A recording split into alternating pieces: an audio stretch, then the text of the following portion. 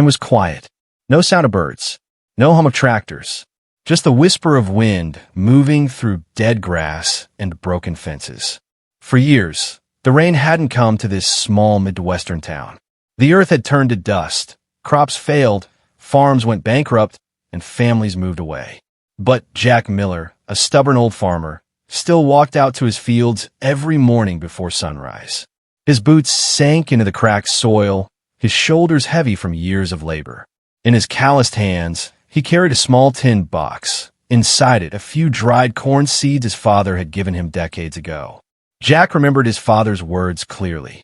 "Son, as long as you've got one seed left, you've got a reason to try again." Jack's house was small and quiet.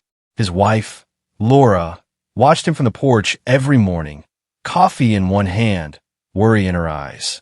"Jack," she said one evening, as the sun set behind the barn, "you've been planting in that dust for 5 years straight. Maybe it's time to stop." He didn't look at her. "I can't stop, Laura. This land is all I've ever known. It's my family."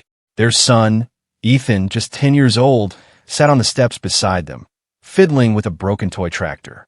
"Dad," he asked softly, "why do you keep planting seeds if nothing grows?" Jack smiled, a tired, sunburned smile. "Because, son, if I stop planting, it means I've already given up." All around him, neighbors were packing up and leaving. Old farmhouses stood empty. The local diner had closed months ago. Even the church bell didn't ring anymore. One morning, as Jack passed by the general store, he overheard 2 men whispering, "There goes Jack Miller, still trying to grow corn on dust." The other replied, "Poor guy, just can't let go." But Jack didn't care. He went back to his field, opened his tin box, and scattered the last of his seeds across the dry soil. No water, no clouds, no hope, only faith. It was the hottest summer day yet. Jack was working alone when he suddenly fell to his knees. His vision blurred. The world spun. Laura ran to him from the porch, shouting his name. She dropped beside him, tears streaming down her face. "Jack, please stop. You're going to kill yourself out here." He looked at her weakly and whispered, "If I die here, at least it'll be on the land my father built." That night, Laura sat by his bedside as he slept. For the first time in years, she prayed, not for money, not for crops, but for a miracle. Weeks passed. The sky stayed clear. But one night, something changed. A cool wind moved through the valley. The air smelled different, wet, electric. Jack stepped out onto the porch. The sky rumbled. And then, thunder. He looked up, eyes wide. The first raindrop hit his cheek. Then another. Then thousands. Rain poured from the heavens, pounding the earth, soaking the dust, washing everything clean. Jack walked into the field, laughing like a child, his clothes soaked through. He looked up and whispered, "You came back, old friend." Laura and Ethan joined him, dancing in the rain, crying and laughing at once. It wasn't just water falling, it was life returning. The next morning, the farm looked reborn. The air smelled of wet soil and wildflowers. Puddles shimmered under the sunrise. Jack stepped out into his field, and there, in the mud, he saw it. A sprout.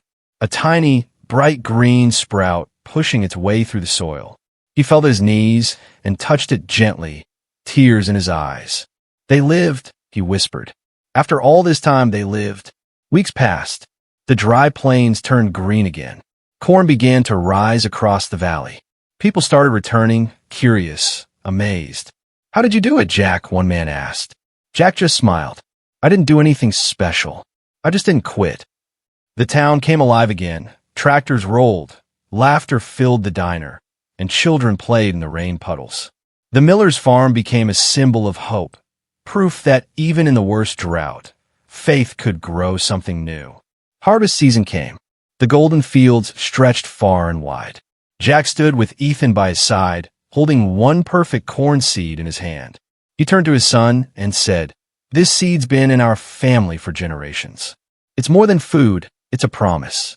No matter how bad things get, you keep planting." Ethan nodded, eyes bright with pride. He had seen his father break and rebuild, and now he understood what strength meant. Laura joined them, smiling softly. The sunset washed the land in gold as they stood together, a family that refused to give up.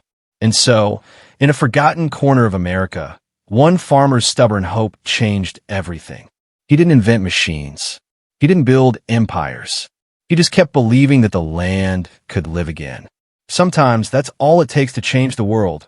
One seed, one heart, one act of faith. Years later, people would drive by that same valley and say, "This is where the rain came back." And they'd tell their children the story of the man who planted hope and never stopped believing.